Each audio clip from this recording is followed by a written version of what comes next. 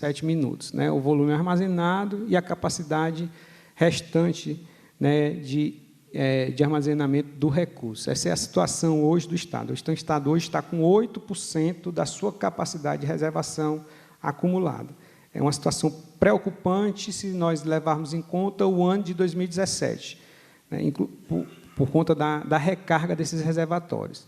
Então, esse aqui é um gráfico que mostra bem isso, a evolução do armazenamento dos reservatórios, né, monitorado pela Companhia de Gerenciamento de Recursos Hídricos. Então, em 2012, em janeiro de 2012, nós tínhamos 71% da capacidade acumulada, e hoje nós estamos com 8,8%, 8,1% de reservação. Então, nós não estamos, nesses 5 anos, muito pouca acúmulo de água. Você tem, por exemplo, aqui, em 2014, um aumento, foi o período de chuvas, mas logo em seguida volta a diminuir. É interessante a gente apontar alguns aspectos que nós julgamos relevantes. Até a década de 90, o Estado do Ceará é um Estado fundamentava a sua economia na agricultura e na pecuária. A partir da década de 90, esse perfil muda, esse perfil se transforma. Então, o Estado passa a ser um Estado, além de ter ainda a agricultura como um fator importante, mas ele passa a adotar a agricultura irrigada, e os polos de irrigação se instalam no Estado. Além destes polos de irrigação, há algumas indústrias incentivadas por incentivos fiscais passam a migrar para o Estado do Ceará. E tudo isso, somado, faz com que o consumo de água ele aumente no Estado, né? E, nesse período, da década de 90 até o dia de hoje, nós só tivemos uma grande obra para a reservação de água, foi a construção do açude Castanhão. Então, ocorreu na década de 90. Então, esta foi a única grande obra para reservação de água dentro do Estado que conseguiu dar um aporte. Para se ter uma ideia, se o açude Castanhão, se a barragem do Castanhão não tivesse sido construída, hoje o Estado do Ceará estaria sem água, né? Porque hoje falaram pela manhã que a cidade de São Paulo capta água cada vez mais distante, né? Colocaram a distância de 81 quilômetros, o Castanhão ele dista 244 quilômetros de Fortaleza, né? Então, onde Fortaleza vai buscar sua água, é no açude Castanhão. E hoje ele está com menos de 7% da sua capacidade de reservação. Está aqui é o açude Castanhão em setembro de 2009 e o açude em setembro de 2016. A situação é complicada. E várias atividades, por exemplo, o Estado iniciou esse ano, né, a cobrança na conta do consumo doméstico da taxa por não diminuição do consumo, né? Mas ele já vem iniciando, desde 2004, a diminuição da outorga. Por exemplo, a agricultura irrigada ela já teve, de 2014 a 2015, 75% de diminuição em cima da sua outorga. Então, se a agricultura realmente, no Estado, consome 70% da água que é consumida pela agricultura, então o Estado iniciou a diminuição da outorga compulsória pela agricultura, que realmente é a que mais consome água no Estado. O consumo humano responde no Estado hoje, em torno de 6% a 7%. Então, não tinha sentido o Estado querer começar o racionamento, né, o contingenciamento de uma cota pelo consumo doméstico, se tinha agricultura irrigada. Então, várias empresas de produção de irrigação já suspenderam suas atividades. A piscicultura dentro do Castanhão ela foi proibida, né? Dentro do Oroz também foi proibido, porque a prioridade da água hoje é realmente o abastecimento humano. Em 2015, né, e aí algumas ações que foram desenvolvidas pelo Estado, em 2015 foram perfurados 1.152 poços no Estado do Ceará, instalados 328 chafarizes e também a instalação de 106 dessalinizadores, né? A água do Estado tem um teor de sódio significativo, então pressupõe a instalação dos dessalinizadores também em alguns casos. Em 2016, já foram perfurados 1.485 poços, instalados 524 chafarizes e instalados quase 200 dessalinizadores. Bom, aí a construção de poços e chafarizes no Estado, e aí, assim, a gente quer destacar, porque até 2015, o setor saúde não tinha participação na discussão dessas estratégias. E em 2015, a gente consegue, a gente é tido um pouco como a secretaria, o primo chato da história, porque a gente acha que a questão não é só levar água. A questão é, a gente discute, inclusive, que tipo de água, qual a qualidade dessa água que está sendo ofertada para a população do Estado. A gente quer garantir uma qualidade que essa água, em vez de ser promotora da saúde, ela leve a doença para a população. Então, a gente vem lutando muito por isso, vem enfrentando muitas dificuldades, mas conseguindo, paulativamente, garantir um pouco essa segurança, essa qualidade da água quando chega para essa população. Então, aqui alguns exemplos, né, alguns chafarizes, poços profundos, né, a instalação de dessalinizadores. Né, destacar agora que, na instalação dos dessalinizadores, são constituídas associações, e a associação acaba assumindo a gestão, né, e manutenção desses dessalinizadores. É uma gestão compartilhada. Isso é importante destacar que o conflito por água no Estado ele vem se acentuando muito nos últimos anos. Né? O Estado do Ceará, hoje, do ponto de vista econômico, ele está superavitário por conta do complexo industrial e portuário que se instalou no município de São Gonçalo do Amarante, mais precisamente na Praia do Pecém. Então, você tem siderúrgica, você tem usinas termoelétricas, você tem várias indústrias que utilizam e consumem muita água. E aí você tem comunidades que vêm passando na sua porta, adutoras, levando água para essas indústrias, e essa população não tem acesso à água. E aí você tem um conflito social muito grande por acesso a essa água. E a constituição dos comitês de bacias no Estado do Ceará é uma coisa que está consolidada. Então, a participação democrática, a participação popular nesses comitês, ela é muito forte. Então, você tem verdadeiras disputas e, literalmente, a gente pode falar em algumas brigas, no sentido de discussões ferrenhas pelo acesso à água. Então, é importante também falar um pouco disso. E aí já outros exemplos, né, a perfuração de poços em leitos de rios secos. Né, eu costumo dizer, se São Paulo foi buscar água, pegando um pouco a fala hoje pela manhã, antes que São Paulo teve que buscar água dos porões das barragens, né, nós temos que buscar água no subsolo dessas barragens. Né, as barragens secas, totalmente secas, nós estamos conseguindo retirar água dessas barragens através de perfuração desses poços, né? Métodos de captação em manancial seco, através de captação de água, por exemplo, através das ponteiras de rebaixamento em leitos secos. Né? É o mesmo método utilizado, por exemplo, você vai fazer uma obra na construção civil, você tem que rebaixar o lençol freático para poder colocar a fundação, é o que nós estamos fazendo para captar água. Então, nós estamos perfurando e buscar água nessas barragens, nesses rios secos, que superficialmente estão secos, mas no seu subterrâneo, porque aí são aluviões, são locais de maior facilidade de encontrar água, nós estamos conseguindo captar água nessas regiões. Essas obras todas são no sentido de tentar fazer com que nós consigamos superar este ano, torcendo para que, ao próximo ano, nós temos um mínimo de reposição hídrica para que a gente consiga aguentar até 2018, que é, segundo o governo federal, a transposição de São Francisco chega ao Estado do Ceará. Né? Operação carro-pipa em áreas urbanas, também áreas urbanas e áreas rurais. Hoje nós temos 77% dos municípios do Estado do Ceará são abastecidos por carros-pipas.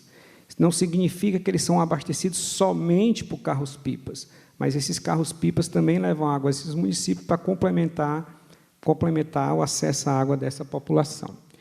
E aí vocês já devem conhecer, né, a captação dessas águas, elas ocorrem nos locais mais inadequados e das formas mais inadequadas que não deveriam acontecer. né? Aquisição de comboios para perfuração de poços, o governo do Estado adquiriu isso agora nesses últimos anos. Aí eu estou colocando 77,7% dos municípios, nós temos 1.665 caminhões cadastrados, e aí é uma informação interessante, porque nós temos aproximadamente o Estado tem 184 municípios, então nós temos 140 municípios que são abastecidos por carro-pipa, e nós temos informação, por exemplo, no Sistema de Informação da Qualidade da Água, lá no CISÁGUA. Mas, quando nós vamos buscar informação de vigilância da qualidade da água desses caminhões-pipas, só 32 municípios têm informação, né? Nós atravessamos um ano de eleições municipais, então existe uma pressão muito grande dos prefeitos, porque, como a vigilância é municipalizada, são os municípios que realizam as ações de vigilância. Então, muitos municípios, os prefeitos proibiram que as vigilâncias efetivassem essas ações, com o intuito realmente de mascarar a informação, de não dar acesso à informação. E aí a gente, no Estado, tem um trabalho muito forte e importante, construindo com o Ministério Público, onde a gente produz, de 4 em 4 meses, um relatório de informação desses carros-pipas, subsidia o Ministério Público, e o Ministério Público faz as ações devidas para garantir o acesso à informação da população, porque é um direito mínimo que a população tem que saber qual a qualidade da água que ela está consumindo. É um direito básico da população. E aí a gente diz, né, que o carro-pipa é uma realidade histórica e, infelizmente, deve persistir por muito tempo ainda, né? Destacar que a operação é conduzida pelo Exército Brasileiro, né? A Operação Carro-Pipa, que é a informação que a gente teve, e aí eu não consegui confirmar com o Daniel, que estava ocorrendo uma suspensão do repasse dos recursos para a operação de carro-pipa no Estado.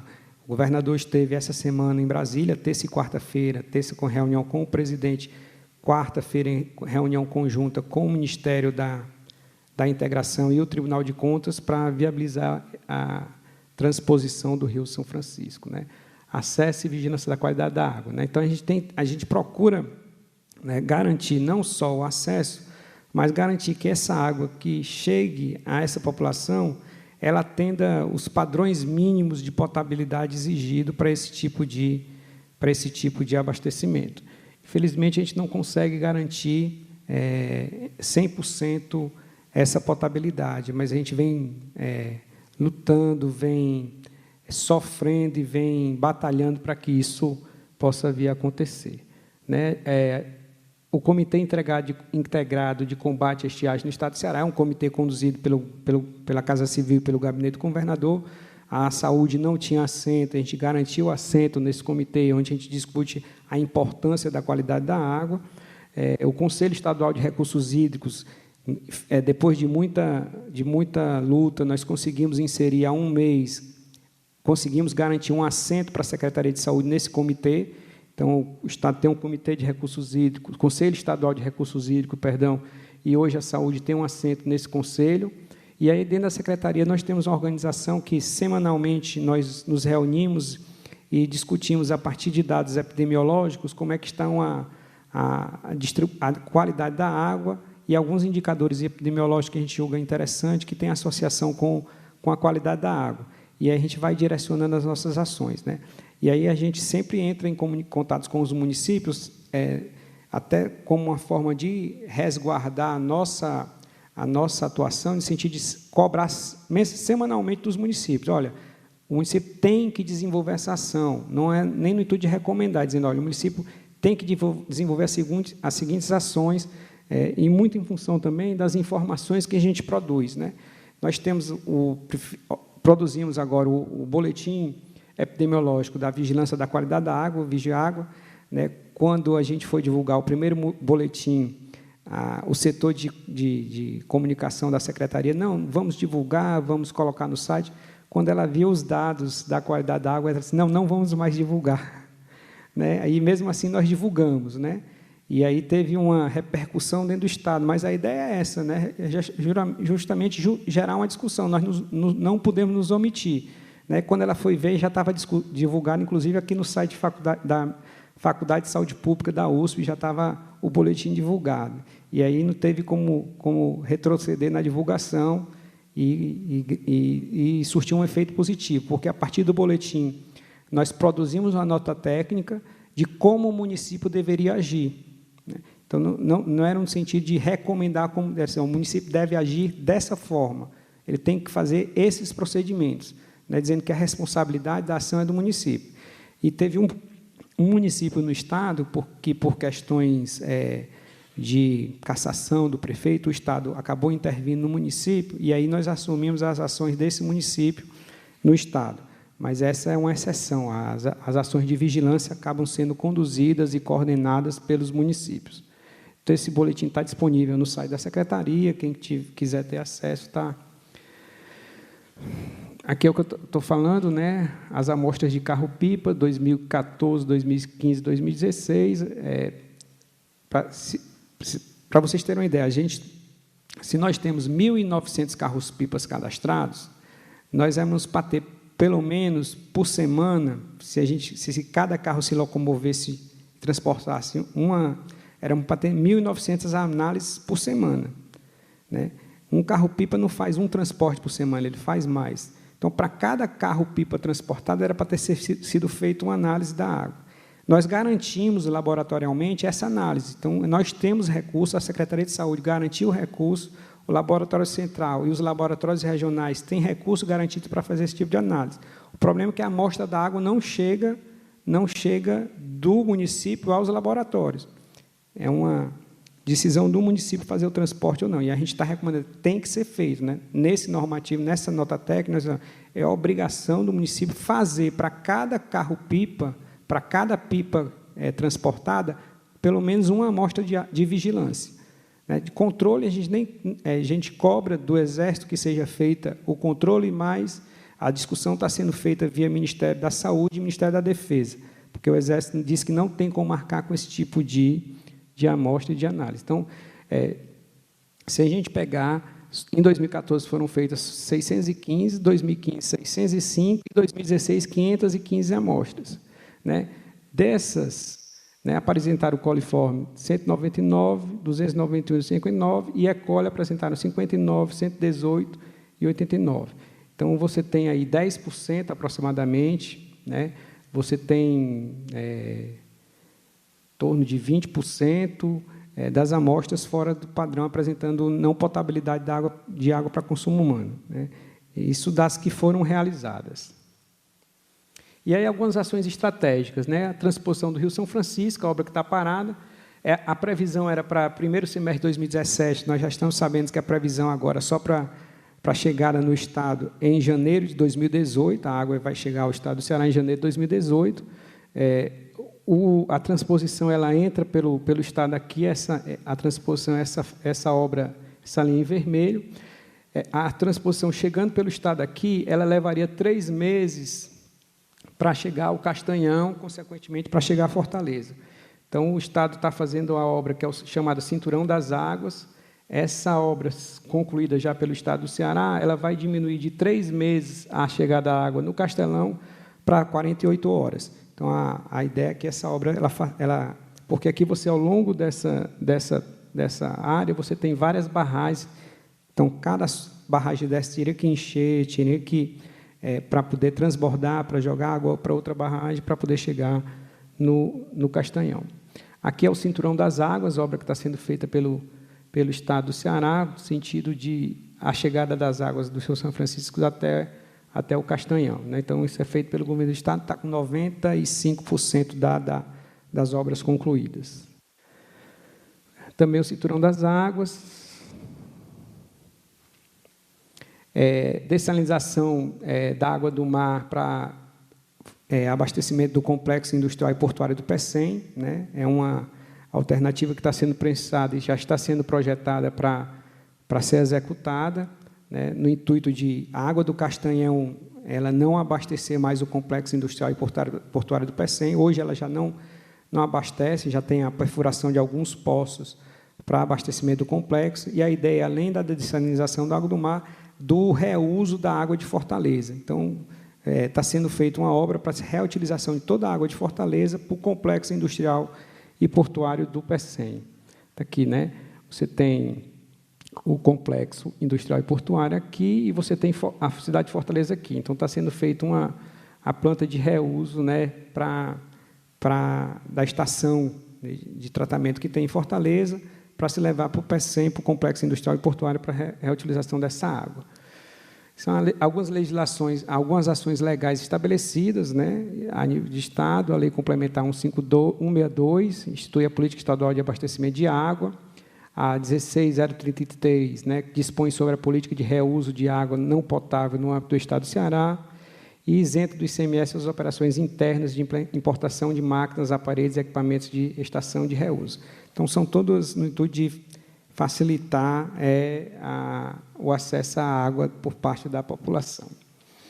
Construção de poços no campo de duna do Cumbuco. Então, tem, tanto no Cumbuco como no PECEM, nós temos alguns campos de dunas, né, que, por já serem áreas de proteção permanente, né, são áreas que não podem ser mexidas e têm um potencial hídrico interessante. Então, o Estado está estudando qual a forma de viabilizar o acesso à água também, né, para poder facilitar e instituir. Né, você tem a perfuração de vários poços nesse campo de dunas. Né. No Estado, o Ceará, você tem a Secretaria de Recursos Hídricos e a Secretaria de Meio Ambiente. Você não tem uma única secretaria, elas são separadas. Aí você tem, por um lado, a Secretaria de Recursos Hídricos querendo tocar todas as obras de uma forma rápida, e tem a Secretaria de Meio Ambiente. Olha, não é assim, tem um processo de licenciamento, tem que ser respeitado, que tem que ser seguido, e aí fica um pouco essa discussão também dentro do Estado. Esse é outro campo de dunas no PECEM, né? Aqui nós já temos, né, uma adutora que vem passando essa linha rosa, e aqui são poços que foram perfurados, e essa água está sendo injetada dentro dessa adutora. É uma outra alternativa também. A construção dos poços no campo de dunas do PECEM, mas tudo isso são obras somente para a gente tentar superar esse ano de 2016 e o ano de 2017, até março, abril do ano de 2017.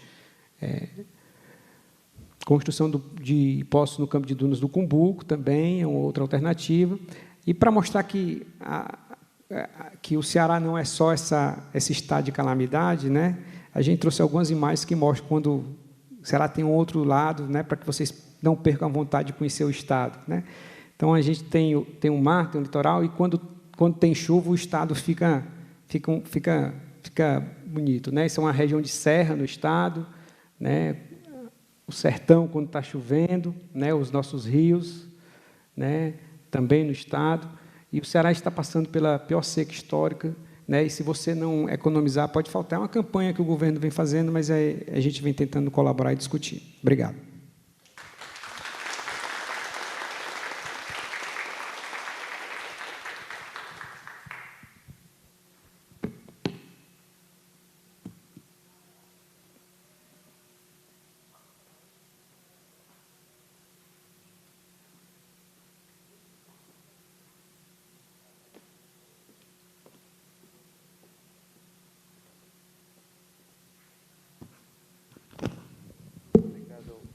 Obrigado ao Edenildo. Vamos, então, já para a nossa última palestra, que é Novas Abordagens para Garantir Água Potável no Estado de São Paulo, do Rubens José Mário Júnior. O Rubens é coordenador do Programa de Vigilância da Qualidade da Água para Consumo no Estado de São Paulo, do CVS.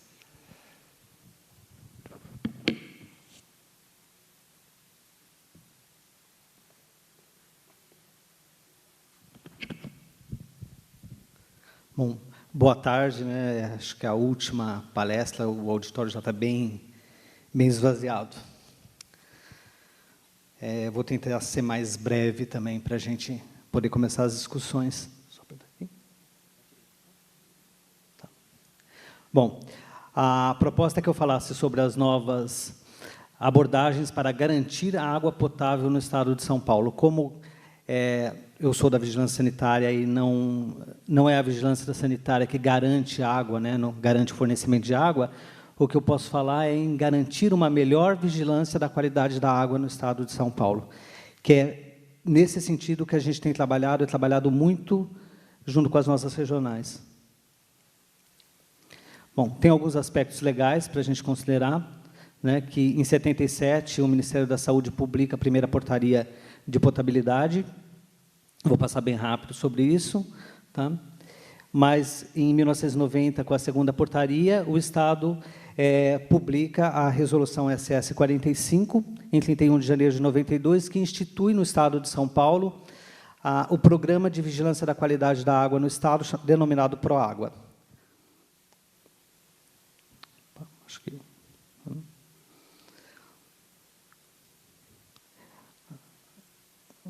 Na mesma sequência, a quarta portaria do Ministério da Saúde, a 502 de 2004, e nesse ano, no ano seguinte, né, em 12 de abril de 2005, o Estado publica a nossa resolução SS 65, que dá as diretrizes, né, para essa vigilância da qualidade da água. Ela define quais as ações e as competências para garantir uma água com potabilidade. A quinta portaria publicada em 2011, né, a 2914, que foi republicada no mês seguinte com algumas alterações, sexta portaria, e agora a resolução SS 65, com o mesmo número, de 2 de agosto de 2016, que foi publicado agora recentemente, e que ela muda o processo de trabalho da vigilância sanitária, né? Ela tira ela tenta eliminar o papel, né, o papel físico, os relatórios que a vigilância sanitária recebe todos os meses para lançar nos sistemas, para poder fazer suas avaliações. A partir dessa resolução, estas informações tendem a migrar de um sistema de informação, né, direto das companhias de saneamentos, das soluções alternativas e dos laboratórios de análise para o sistema de informação Ciságua, né? Ela foi feita em conjunto com a adequação do sistema de informação.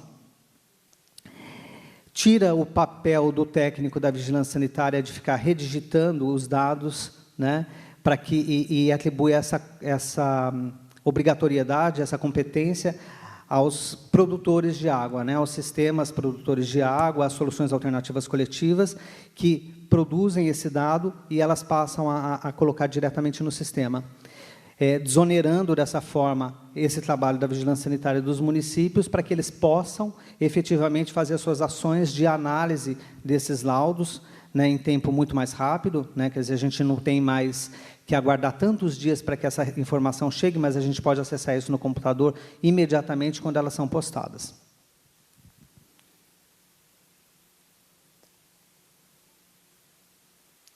Bom, falando um pouco do programa de vigilância da qualidade da água do PROÁGUA, né, o objetivo do programa é reduzir a morbimortalidade por doenças de veiculação hídrica. As principais ações desse programa, que agora em janeiro faz 25 anos, né, são as inspeções nos sistemas de abastecimento de água e as coletas de amostras para coliformes totais, E. coli, cor, turbidez, pH, cloro residual livre e flúor. Estas são as principais ações que o Estado vem desenvolvendo há quase 25 anos para garantir a qualidade da água dentro desse programa denominado PROÁGUA, né? Estes 7 parâmetros básicos, né, eles são indicativos de fatores de risco para doenças diarreicas agudas. Então, a grande preocupação até o momento era reduzir essas doenças, né, a ter um controle maior dessas doenças diarreicas agudas. Não que a gente tenha eliminado isso no Estado, mas a gente tem tido um controle, eu acredito que bastante adequado, né? Ainda que hajam surtos, né, alguns surtos no litoral, alguns surtos no interior, mas isso tem efetivamente um controle mais seguro. E a informação, que também é um dos temas desse programa. Até o ano de 2014, nós tínhamos 2 sistemas de informação funcionando no Estado de São Paulo, o PROÁGUA V2, que tinha o mesmo nome do programa, e o Ciságua, do Ministério da Saúde. As informações eram digitadas nos 2 programas, eram informações, na sua maioria, informações repetidas, o que dava muito trabalho para as equipes de vigilância sanitária e acabava gerando um retardo na entrada desses dados, porque esse trabalho era dividido com todos os outros trabalhos e todas as outras competências da vigilância, e também perdia-se muito qualidade nesse processo. A gente, em parceria com o Ministério da Saúde, a gente começou a discutir a reformulação, né, dos sistemas de informação, do CISÁGUA em particular, e uma adequação do CISÁGUA para algumas características que eram do Estado de São Paulo. Trazer para dentro do CISÁGUA algumas coisas que estavam no PROÁGUA e tirar do ar o PROÁGUA, que a gente acabou fazendo isso em 2015, ficando com um único sistema de informação. O sistema de informação, o CISÁGUA, já é bastante qualificado hoje. A gente conseguiu avançar em muitas das questões, das queixas que os municípios tinham. Ele ainda é um sistema que está sendo construído, ele não está completamente concluído. Nós estamos fazendo isso junto com o Ministério da Saúde. Tem alguns relatórios que ainda estão pendentes, tem relatórios que foram propostos, né, por oficinas realizadas aqui no Estado de São Paulo. Nós realizamos algumas oficinas junto com os grupos de vigilância sanitária regionais e alguns municípios selecionados por esses grupos. Nessas ocasiões, os municípios e as regionais traziam para a gente quais eram as demandas, quais eram os problemas, as dificuldades que eles tinham, tanto com o sistema de informação para a inserção dos dados, mas também com a retirada dessas informações para que eles pudessem fazer um bom trabalho. E, a partir daí, a gente elaborava relatórios, elaboramos relatórios e enviamos a todo o Estado, a todas as nossas regionais, a todos os municípios, para que eles pudessem fazer uma avaliação e uma proposição. Na sequência, a gente consolida estas informações e manda, né, para a equipe do Ministério da Saúde, que tem ajudado muito, para colocar isso no sistema. Alguns dos relatórios que já estão no sistema foram criados dessa maneira, tem outros relatórios que foram propostos na última oficina que ainda não estão no ar, mas que, segundo o próprio Ministério da Saúde, eles devem entrar agora em dezembro. Né? Então, isso é o que eu já falei. Vamos lá.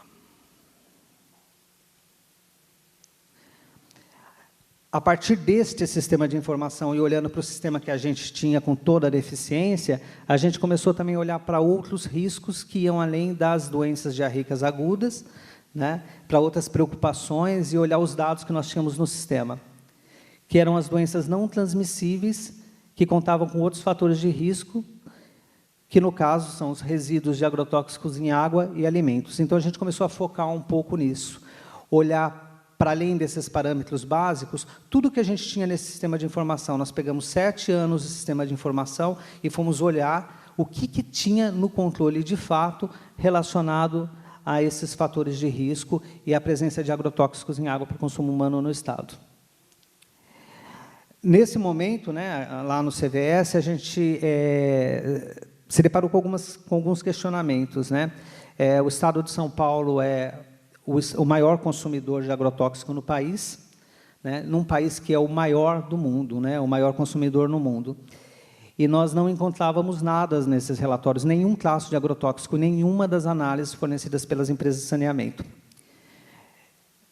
Isso nos preocupou, né? Ou a gente está num estado que está totalmente blindado, né, extremamente seguro, ou a gente tem alguns equívocos na informação, né? Ou a informação não tem qualidade, ou o pessoal não está sabendo lançar essas informações, ou a maneira com que é feita essa coleta, a ocasião e o que é coletado não condiz com a realidade do Estado, né? Nesse momento, a gente começa a perceber algumas dificuldades, né, para poder fazer essa análise, que é a falta de conhecimento técnico específico.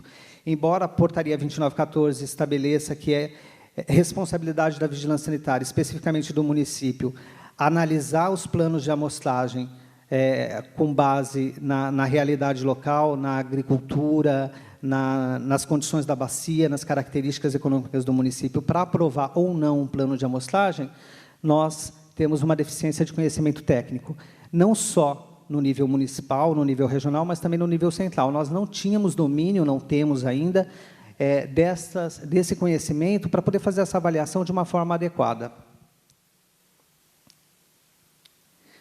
Temos também dificuldade de recursos humanos, cada vez mais, né, as pessoas estão se aposentando e não tem reposição dessas pessoas, isso no nível municipal, regional e estadual e central. Suporte laboratorial, para a gente poder fazer essas análises e poder fazer as análises de vigilância, porque hoje a gente conta só com as análises de controle, a gente precisaria que os laboratórios estaduais estivessem aptos a fazer essas análises e o laboratório não está, né? Nós temos no Estado o Instituto Adolfo Lutz, já com uma demanda muito grande, tem trabalhado intensamente para a compra dos equipamentos, compraram os equipamentos, tem validado algumas metodologias, mas ainda ele não faz isso para vigilância, ele ainda não está apto a fazer isso para vigilância. Bom, então, o primeiro passo era buscar esse conhecimento técnico específico. Então, nós tínhamos um projeto que era a identificação de agrotóxicos prioritários para a vigilância da água no estado de São Paulo, que foi até tema da minha dissertação de mestrado na Faculdade de Saúde Pública. Né? O objetivo do projeto era mapear o uso de agrotóxicos por tipo de cultura e por região no estado de São Paulo, entender quais eram as principais culturas do estado, onde elas estavam localizadas, quais eram os agrotóxicos usados ali, para a gente determinar se, para aquela bacia, para aquele município, para aquela região, o que precisava ser de fato olhado. Né? Fazer o tal do plano de amostragem da forma com que deveria ser feita. Né? Definir critérios para a identificação de ingredientes ativos prioritários do ponto de vista da contaminação dos recursos hídricos, né? O que de fato, daquilo que é usado, tem risco de contaminar ou não os recursos hídricos. Não dá para a gente olhar e analisar tudo, né? O custo dessas análises são muito caras, então a gente precisa ter minimamente um filtro para isso. E definir uma lista de ingredientes ativos prioritários para monitoramento na vigilância da qualidade da água para consumo humano, coisa que o Rio Grande do Sul conseguiu fazer, né? Eles conseguiram avaliar isso e identificar que, para o Rio Grande do Sul, para além daqueles 28 itens da portaria 2914, eles tinham necessidade de outros, e a gente fez isso também. Nós definimos, pelo nosso estudo, que essas são as 10 culturas principais do estado de São Paulo, são as grandes culturas econômicas: braquiária, cana-de-açúcar, eucalipto, laranja, milho, soja, café, pinos, banana, feijão. É interessante, quando a gente olha para café, o estado é o segundo maior produtor nacional, né, no maior produtor mundial de café, e a área plantada de café é uma área muito pequena. Né, portanto, é um café adensado e com uso de muito suplemento químico para dar conta disso. Né. E aí a gente percebe também que a grande maioria dessas substâncias são os herbicidas, né, para quase todas as culturas, fungicidas para algum, laranja, né, que a gente usa muito também, que é um grande produtor. E com base nisso, né, e a partir dessa fórmula, a gente conseguiu estabelecer um índice de prioridade para o estado de São Paulo. Né. O índice de prioridade ele é resultado dos dados de venda dos princípios ativos comercializados no estado de São Paulo. A gente fez um levantamento de tudo aquilo que era vendido no estado de 2007 a 2012. A distribuição ambiental calculada através de um modelo teórico, né? Você tem um software que faz a calculação da distribuição ambiental, água, ar, solo. Né? O tipo de utilização, como essas substâncias eram aplicadas, se elas eram pulverizadas, se elas eram colocadas diretamente no solo, a maneira com que ela é utilizada, para a gente saber qual é o veículo mais rápido da contaminação da água. Né? E a degradação da substância ativa, que a gente encontra isso já produzido pela própria literatura.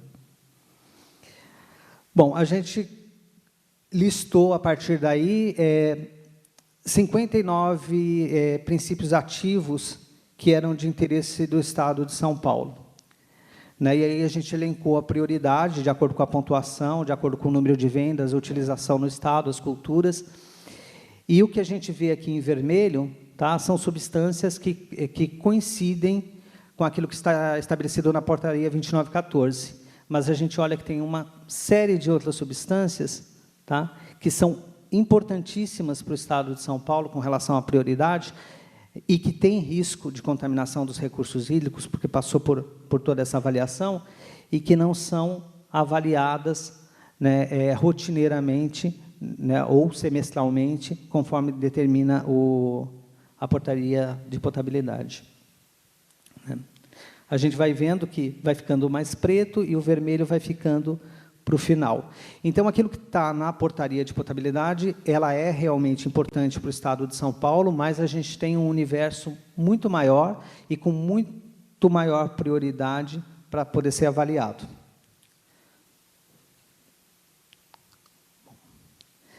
Aqui a gente fez uma relação, né, entre as principais culturas, aquilo que é licenciado e o que está na portaria de potabilidade. Quando a gente olha aqui para... Deixa eu voltar aqui. Quando a gente olha aqui, por exemplo, para a laranja, né, já que nós somos um grande produtor de laranja, né, e a gente até vê na TV que cada 6 copos de suco de laranja, né, 5 são produzidos no Brasil, né, isso é uma coisa assim que eu vi no jornal. Então, a gente vê aqui, ó, que a laranja tem 109 princípios ativos licenciados, tá? 25 deles são prioridades, de acordo com o nosso estudo, e destes, só 7 estão na portaria 2914. Né? Então, quer dizer, a gente tem entre aquilo que, de fato, a gente precisa olhar, a gente tem ainda uma lacuna muito grande. Né?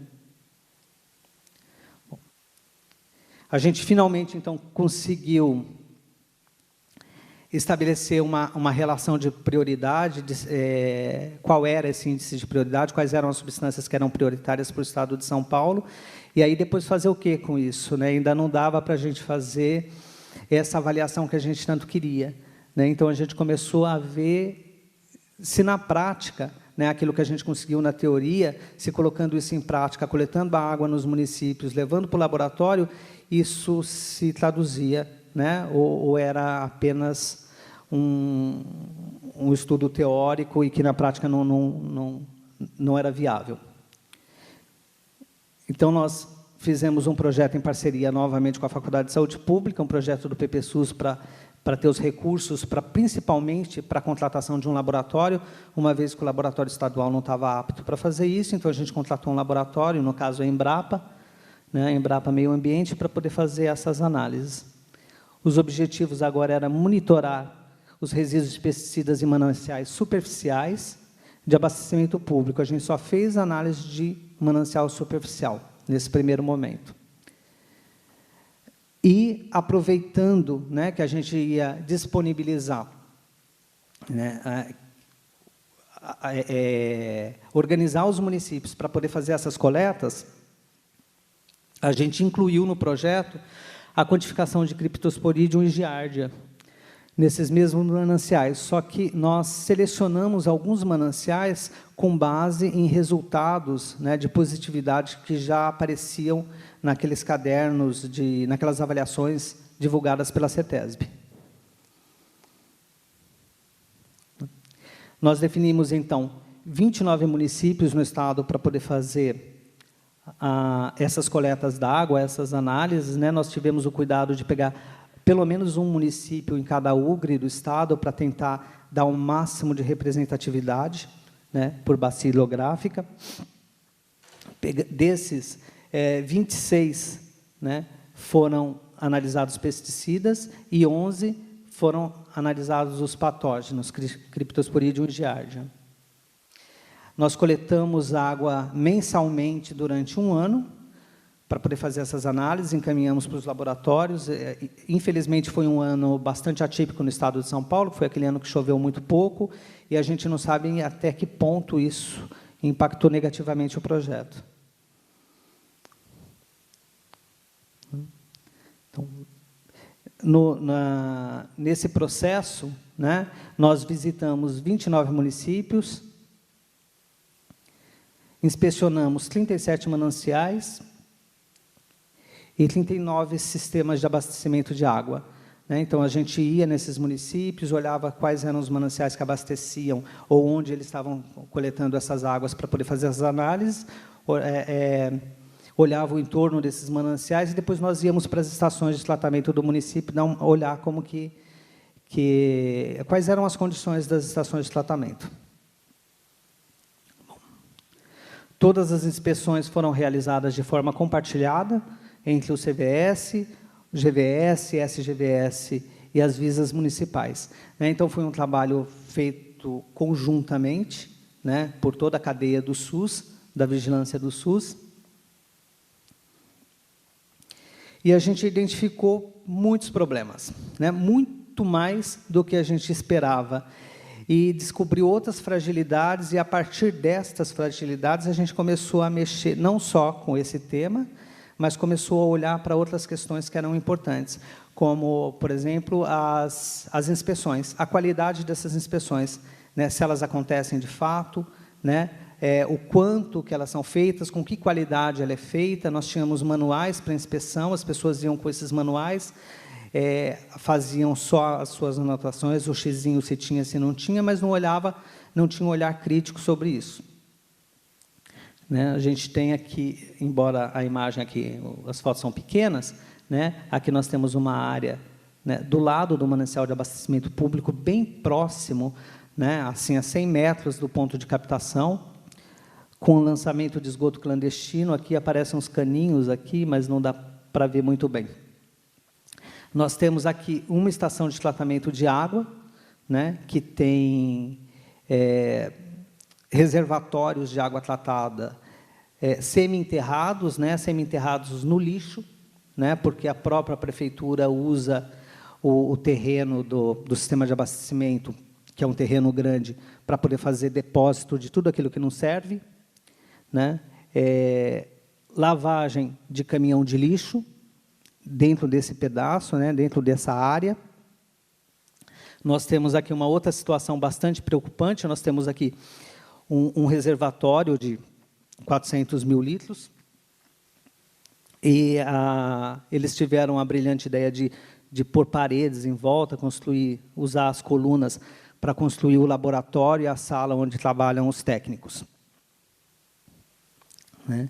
Quando a gente olha, né, para dentro disso aqui, a gente tem esta foto, né? Então, aqui não dá para ver muito bem, mas aqui tem essas colunas já todas corroídas, porque aqui nós temos cloro, nós temos a mesa do pessoal que trabalha aqui, nós temos um misturador aqui, tudo dentro desse ambiente. E aí a gente começa a questionar a qualidade das inspeções de fato, porque, assim, não que elas não sejam feitas, mas quando o técnico da vigilância sanitária chegava lá para fazer a inspeção, ele olhava especificamente a questão sanitária, se tinha cloro, se era clorado, se tinha flúor, se não era, qual era a vazão, todas essas questões operacionais, mas não conseguia olhar o risco do trabalhador que está aqui, né? Que está convivendo dentro desse ambiente, debaixo desse reservatório. Né?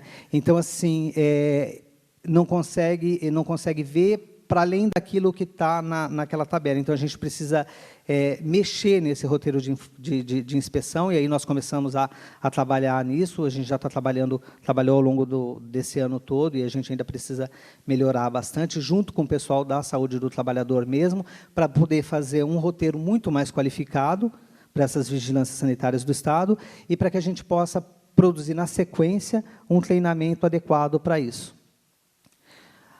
Para os mananciais, a mesma coisa, né? Os mananciais, olha, aqui a gente tem uma vaca atravessando um manancial bem próximo ao ponto de captação. Não que ela não precise tomar água, mas a gente precisa ter garantia dos nossos mananciais. Né? Aqui, olha, desmatamento, tudo aqui é manancial. Isso aqui, olha, é um depósito de ferro velho e lixo, também dentro de uma área da SAA, né? Nessas nossas coletas, nós chegamos a pegar em uma única amostra de água até 10 princípios ativos, em uma única amostra, coisa que nos 7 anos de coleta dos dados a gente não identificou, mas nesse 1 ano coletando, a gente pegou em uma única amostra de água 7, 8 aqui, e assim por diante. E, embora todos esses positivos estivessem abaixo do VMP, eles estão lá, né? Estão sendo somados, associados, e a gente não sabe qual é o impacto disso. né? Para Cryptosporidium e Giardia, também a gente identificou bastante positividade, né? A gente tem municípios, olha aqui, ó, com 50% de positivo para Cryptosporidium, 64%, 36%. Então, realmente, os mananciais estão muito pouco preservados, muito degradados, né? Para Giardia, a gente pega município aqui, olha, que tem 91% das análises que nós coletamos nos 12 meses positivas. O que se explica facilmente quando a gente olha para aquelas fotos, né? Quer dizer, você tem lançamento de esgoto no ponto de captação, você tem gado no ponto de captação. Bom, na sequência, nós pegamos, então, um recurso, né, do Fundo Especial de Saúde, do FESIMA, e fizemos um terceiro projeto agora, que está em andamento, que é a avaliação da vigilância de agrotóxicos em água de consumo humano, que vai fazer o quê? O mapeamento das áreas de contribuição do manancial, as características hídricas da bacia, uso e ocupação do solo, identificação de áreas contaminadas, identificação de áreas com potencial de contaminação, as lavouras existentes e os dados climáticos. A gente está fazendo isso naqueles municípios em que as coletas deram positivas e que foram recorrentes. Então, agora a gente está fazendo um zoom nesses municípios para ver se a gente consegue entender melhor qual é a lógica disso, como isso funciona, para a gente, então, finalmente, poder propor um plano de amostragem qualificado. Aqui já é uma das bacias, né, Araçoiaba e Piedade, que a gente já foi, já visitou, já começou a fazer um mapeamento, né? Aqui é Piedade. Aqui são os pontos já georreferenciados, os pontos visitados, as lavouras que a gente identificou, a área desmatada, o ponto de captação. Então, a gente está fazendo todas essas avaliações para poder juntar todos esses estudos e tentar fechar esse plano, ou essa proposta, né, de um plano de amostragem, né? Os 3 estudos, né, foram desenvolvidos em cooperação técnica com a Faculdade de Saúde Pública, né, e o CVS, envolveram outras instituições também, laboratórios, os próprios municípios, né? São pesquisas com rigor acadêmico, mas que têm como finalidade, né, a prática da vigilância sanitária. Embora estejam sendo feitas dentro da universidade, entendeu? O foco principal, o que nós queremos, entendeu, é melhorar a prática sanitária. O principal objetivo, né, o principal objetivo de todos esses estudos é a elaboração de protocolos que orientem o olhar das vigilâncias da qualidade da água, a presença de agrotóxicos em manancial de abastecimento público. As etapas que a gente ainda tem para cumprir, né, são as oficinas técnicas que sempre envolvem, né, os GVS, SGVS e visas municipais. A gente chama um grupo, não todos, mas um grupo de GVS. Esse convida alguns municípios, a gente faz uma primeira oficina, manda para todo mundo, volta com esses resultados, consolida, chama outro grupo, e assim a gente vai tentando dar uma cobertura maior. Não dá para chamar todo mundo, porque fica difícil a discussão, né? Então, a ideia agora é elaborar, né, elaborar essas minutas, né, esses protocolos, e encaminhar para todas as oficinas. E uma última oficina, que seria receber todas essas contribuições, né, consolidar e finalizar esses protocolos para que a gente envie para os municípios, para que eles possam, de fato, avaliar os planos de amostragem de forma coerente, né, propor as alterações e a gente ter uma vigilância, né, com olhar para essas outras substâncias ou para esse outro risco, entendeu, de forma mais adequada no Estado. Bom, só isso que eu tinha para falar. Obrigado.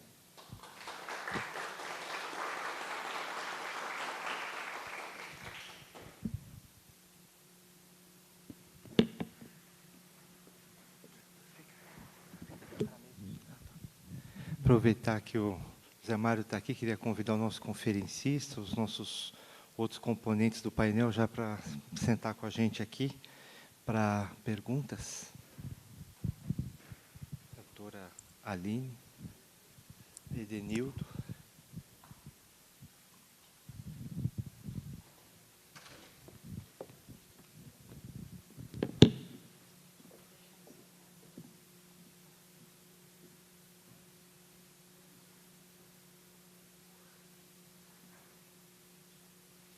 Pessoal, Devido ao adiantado da hora e da densidade das apresentações, eu deixo aberto já, sem maiores comentários, para a pergunta de vocês. Fiquem à vontade de explorar os nossos palestrantes. Enquanto o pessoal está pensando, eu queria perguntar ao Edenilton sobre o reuso no Ceará, né? Nós estamos aqui numa batalha em São Paulo também para regulamentar reuso de efluente urbano, de étia urbana, efluente tratado de étia urbana, né? Eu vi lá que vocês têm uma lei, já está em vigor a lei, já está implantado o reuso, em que fase está? Assim, se puder fazer um resuminho bem rápido, por favor. Acho que é do seu